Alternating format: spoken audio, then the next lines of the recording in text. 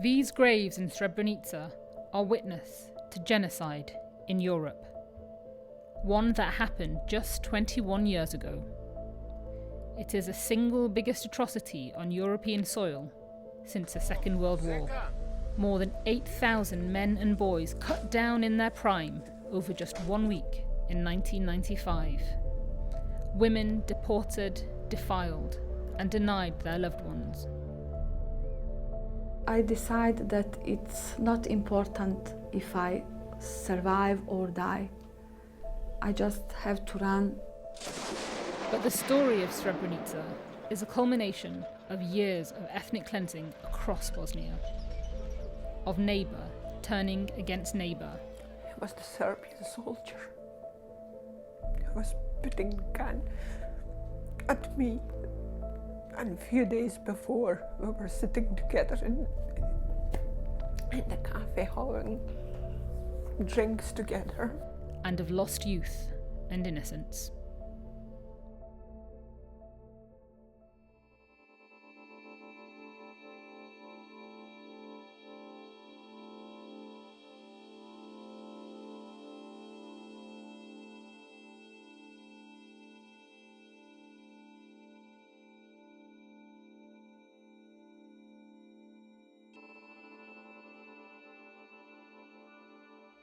Every year, the number of graves at this site increases as new mass graves are discovered and bodies identified. Some may never be found. You can see etched on stone here the names of whole families wiped out as Bosnian Serbs carried out their policy of ethnic cleansing. And more than 20 years on, those who survived are still haunted by the memories. Either through death or the ravages of war, thousands of young Bosnians never had the chance to celebrate their coming of age. Among these graves is that of a 2-day-old baby shot in the head. This year would have marked her 21st. But how did it all begin? Just 30 years ago, Srebrenica was a bustling tourist town in a country bristling with money and modernity. Bosnia itself was a melting pot of cultures, a crossroad between East and West, with Catholic Croats, Orthodox Serbs, and Muslims living prosperously side by side. But after the fall of Yugoslavia, which it was once part of, came nationalism, under the guise of ethnic division. From the east, there began a campaign for a greater Serbia, cleansed of anyone but Serbs, and they started with the north of the country. Alvira Mujkanovic was 18 and living in Prijedor at the time. I've come to meet her and try and understand how things changed. I was in school. I was the youngest one in family. I had a future that I wanted to make for myself. I was everything except the guilty one. And that's what they said. We were all guilty only because of the name of the group of people that we were belonging to. In 1992, Serb troops came to her village. All what I could hear at that time is 5 soldiers starting the guns and saying, "Stop." I stood there, couldn't move, and it was one person that I recognized. Sorry.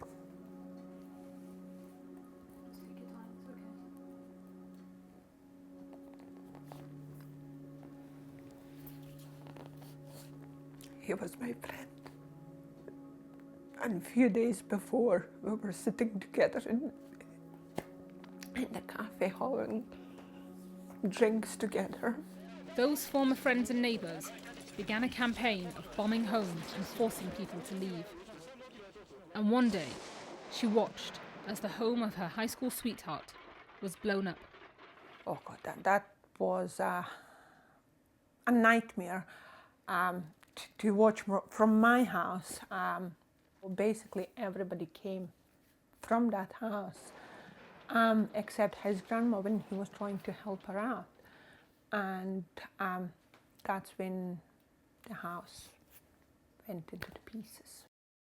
Her village was turned into a concentration camp and a staging post for deportations. These images reveal the horror of the conditions. It's 3 generations. My grandfather was in Auschwitz. My father and me, we were both in Ternopil concentration camp. Tens of thousands of men and women, including her married sister, were bused to the area. Many were raped, tortured, and killed. But because she lived only a few feet away, Elvira was allowed to stay in her own home, but was not allowed to leave. She and her mother would cook whatever they could to feed the hungry. I was taking food every single day. Every morning we took the milk and bread. If nothing else, that's the first thing that we had to take to the babies. And I will never ever forget faces of these children. But they're just asking, can I have a little bit of milk?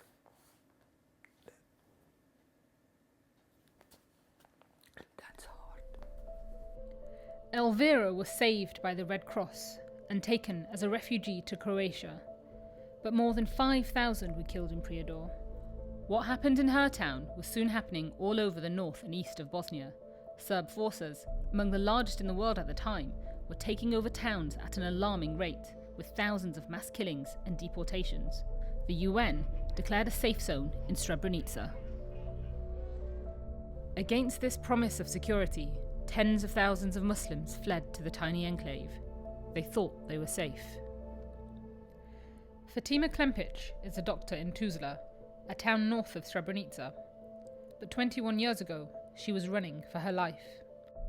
Like Elvira, her hometown had been taken over by Serb forces, and her family had fled for safety to Srebrenica. The little town had swollen with refugees. Some estimates say more than 50,000. Fatima, a newly qualified medic, found herself one of only 5 doctors in what was a brutal siege. One day, people were in big crowd in front of a middle school in Srebrenica. And then shelling starts. It's impossible to describe how it was after that. Dead everywhere, part of bodies, blood on the building, on the ground, on the road, everywhere. After everything, we count that 56 people were killed in one moment. Crowded, starving, shelled, and sniped regularly, life in the enclave was intolerable. This is Fatima's brother-in-law. She and her husband visit him daily. As a young man in Srebrenica, he was shot in the back and is now paraplegic. A life that was full of promise is now a life full of hardship and lowliness for the crime of being Muslim. But it was about to get worse. On the 11th of July 1995, the international community that was supposed to be protecting Srebrenica abandoned it. Calls for military support and airstrikes were ignored, and the town fell. General Ratko Mladic explained this town's fate, as the fate of all the towns before it, was payback for the arrival of the Ottoman Turks 5 centuries ago. 11. jula 1995. godine u srpskoj Srebrenici. Uoči još jednog velikoga praznika srpskoga poklanjamo srpskom narodu ovaj grad i napokon došao je trenutak da se posle bune protiv Dahija Turcima osvetimo na ovom prostoru. Knowing what danger awaited, the people fled. Some, mostly women, ran to the UN base in Potocari, looking for safety with the Dutch peacekeepers. But most men knew they would find no mercy if they were caught. These same steep hills which tower over Srebrenica were the hiding place of more than 15,000 men as they attempted to reach safety. Fatima was one of only a handful of women who joined them. I was really afraid that if I go to UN base, I will not have chance to survive. And I was afraid to be killed, and I was afraid to be raped and I decided to go to mountains with men just to have chance to decide about my life if it's necessary. She remembers the moment she separated from her mother, who was too elderly to make the journey through the forest. We were standing in front of hospital in one moment, me, my brother and my mother, and I thought that it could be last time to be together. I still can't talk about that without emotions. The column of men and boys escaping from Srebrenica represented generations of Bosnia's past and future. The journey of more than 100 kilometres took more than 7 days, but most never made it. Less than half survived. Those who were caught were led away by Serb soldiers and executed point blank. Dotted along the route lie mass graves and buildings riddled with bullet holes, laying silent testimony to the mass killing of innocents. For 7 days and 7 nights, Fatima ran through treacherous woods and steep hills, avoiding ambushes, snipers, shelling, and poisoned rivers. It was like Russian roulette. You know, like in the dreams, when you are trying to run and you can't, your legs are really heavy, and that's that feeling, I think. I was running, but I was impression that I will never reach the top of the hill. The number of dead was increasing with every day that passed. It was impossible if you walk around. It was impossible to step on the ground. You just stepped on the bodies. So many dead people were there. By some miracle, Fatima survived what is now called the Death March. She found her mother alive too. But not everyone in her family was so lucky, and the number of lost relatives is great. I never count like that because it's too painful for me. But I think from my father's family, 17 people missing, brothers of my father and their sons, and some grandsons. And from my mother, one brother of my mother and his 2 sons, and of my husbands of my aunts, 3 of them, and their son. And it's more than 40. But I used to say that I didn't lose only members of my family. I lost also my friends. I lost also my patients. While the men who went through the hills were being hunted, those who had sought safety in the UN base were separated from the women and never again seen by their families. The women were forcibly removed and deported. Some were genocidally raped. Days later, many women arrived in Tuzla, in Free Bosnian territory, to await the arrival of the men from the hills. When Fatima arrived, she waited with them. When we walked through mountains, we didn't realize who is alive, who is dead, who is captured, what happened to anybody. You could see only a small part of the column. But when we came to Tuzla, we realized that only about 4,000 people came. But we thought they will come, the rest will come. Days and days passed and they didn't come. And then we realized that many people were killed. How is it possible that if 15,000 people start from Srebrenica, only 4,000 reach Tuzla? Srebrenica is a global symbol of a policy of ethnic cleansing and hatred that lasted for more than 3 years.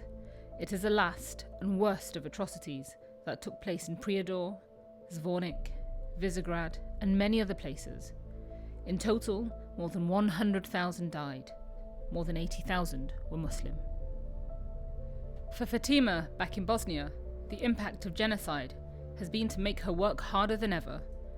There are still only a few doctors in Srebrenica, and no gynecologists at all. So once a month, she opens a clinic for new and expecting mothers. It's a place of horror, but something inside of me asks me again and again to go there. And I feel a lot of emotions for people who went back and who are able to live there. And across the clinic is the largely disused town hospital. She takes me to see it and reveals something surprising. So this is the hospital that you practiced in during the war. Yes. When was the last time you came here? I didn't enter. You haven't entered? No, since the war was over. It lies empty. Most of the rooms unchanged since Fatima locked its doors 21 years ago. And from its windows, she remembers her last minutes in the town. On the 11th of July, when you ran, where did you go to? That way. This way here? Yeah. And you went around this road yes, and up that mountain? yes, and between the hills. That is a very high mountain. Yes. You must have been terrified. Yes. I don't know how we managed it. I don't think I could repeat it. I won't be able. Over 1 million people were made refugees by Serb ethnic cleansing. Some found refuge in the UK, like Elvira. She was plucked out of the concentration camp and sent first to Croatia, where she witnessed a miracle. She found her sweetheart. Oh God, that was like when you see a dead person walking. And I do remember my friend saying, you better touch him. You know, if your finger goes through him, he's not alive. He had managed to escape the bomb that ripped through his house, but was caught by the Serbs. For a year, he was imprisoned unknown in the notorious Amarska and Manjača concentration camps. For Elvira, who had lost so much, this was a ray of light. Yeah, we were married after 1 month. To be honest with you, I didn't plan to get married. I wanted to go to school, I wanted to go and travel and do like what all normal people are doing. But I wasn't allowed. I had to do what I think so. At that time was the only option left. You know, if I lost everything, so at least, you know, we can be together, because we don't know what could happen tomorrow. And, well, we're still together. She was 21 when she arrived in Scotland with her husband. I'm so grateful. I do remember when I was pregnant with my first daughter, I would walk out from my flat and you would see the bags full of toys and clothes for the baby, that I didn't know who was bringing that, you know, but they were just helping. So. But it's not the life she imagined as a teenager. I was planning to go to school. I wanted to be a chemist. Had so many different plans in my life, but absolutely everything changed. Everything. Like all Bosnians who went through the war, her ambitions now focus on her 3 daughters, and she wants to ensure they never forget. If you don't know your past, you're never going to know your future. They have to know that you can't treat people wrong or different only because they think different, they come from different group or they're different religion. You have to respect the people, who they are and their beliefs. And back in Bosnia, Fatima is now safe too. She lives in security with her husband, also a survivor of the Death March, and her 2 children. But it's a story that she relives every day. I always trying to go over everything and to continue with the life. Mostly I think that my trying was successful. I survived and I have my life, I'm okay. But in every moment, if I start to think about Srebrenica, if I go in one moment to that time, and I know that I didn't get over anything.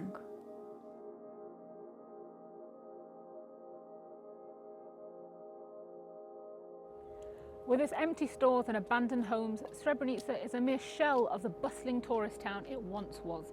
But while life stopped for those who lie buried just a few miles from here, it seems that time has stopped for those who have chosen to return.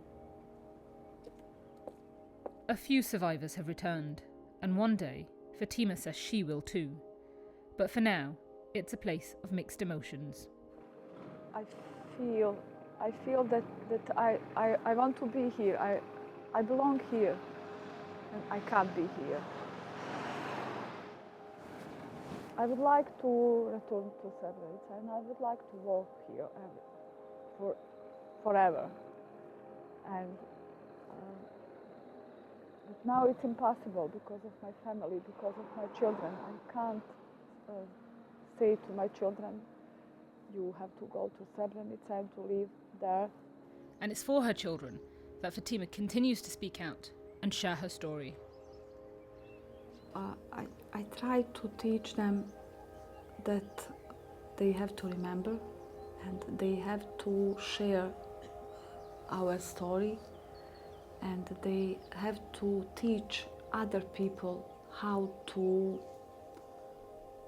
live without hatred. I hope that time will come once all people could live in peace without hatred of your neighbors. No matter what is name of your neighbor or what is religion of your neighbor, we are all human.